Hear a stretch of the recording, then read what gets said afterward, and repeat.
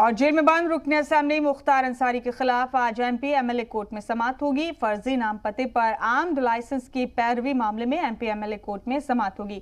मुकदमे की पत्रावली मऊ से प्रयागराज की MP MLA special court transfer की गई है।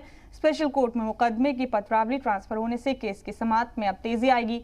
सरकारी वकील ने मुकदमे को स्पेशल कोर्ट में ट्रांसफर करने की मांग की थी, जिसके बाद मऊ में CJM कोर्ट ने मुकदमे की पत्रावली MP MLA कोर्ट ट्रांसफर करने का हुक्म दिया।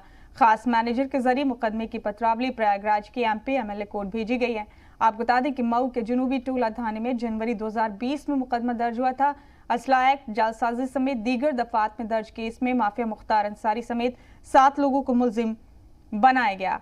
मुख्तार पर अपने MLA लेटर पैड पर असलहों के लाइसेंसों के लिए पैरवी करने का इल्जाम है और जिन लोगों के लिए मुख्तार ने अपने लेटर पैड पर पैरवी की थी, जांच में उनके कागजात फर्जी पाए गए। पुलिस ने मामले की बहस के बाद मुकदमे में मुख्तार समेत 5 के खिलाफ CJM कोर्ट में चार्जशीट दाखिल की थी।